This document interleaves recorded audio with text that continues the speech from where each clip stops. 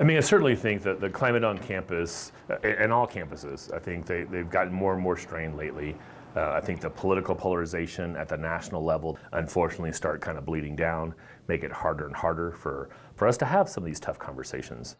I think the biggest obstacles to democracy is getting people to care. A lot of students don't realize the power that they hold and that they can't make their voice heard.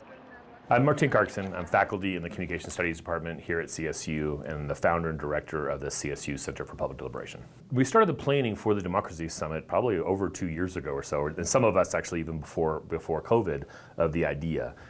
Part of this is wanting democracy to be kind of one of the key things CSU is known for.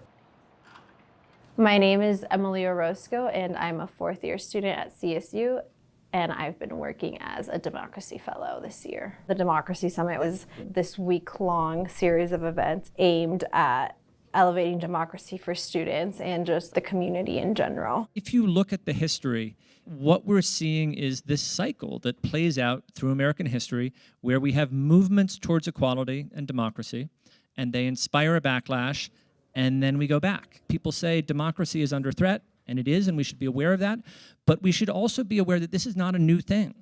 The threat that we're facing to our democracy now has been with us from the beginning. It's one of the threads that runs through American history. And no one gave Americans democracy. We had to fight for it. And then in a lot of the country, it was taken away, and we had to fight to get it back.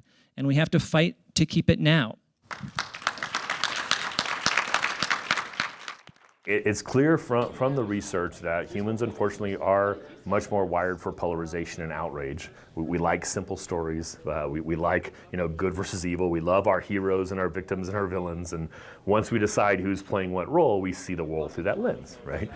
But the good news is we're understanding more and more why that is. What changes people's minds is not facts, right? It's not internet memes. It's not sending them a YouTube video to show them that they're wrong. All those things not only don't work, they probably backfire. They probably have people dig in kind of more, right?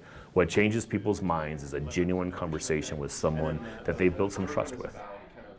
It's important to hear from young people because we are the next generation of elected officials and politicians and policymakers, and a lot of people in government right now are very old, and obviously they're not going to be able to be there a lot longer. And so I think it's really important to train and prepare the younger generation to take on these roles and hopefully do a better job than people have done in the past.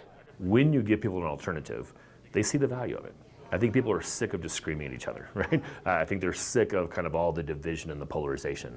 So when you give them an alternative and here, we came together and had a really good conversation about how do we take on this challenge together, right? They see that and they want more of that. Democracy requires high quality communication. We have to be able to talk to each other, particularly a diverse democracy. So if we lose that ability, if we have no trust in each other, if half the country thinks the other half is just kind of corrupt or evil, it all breaks down.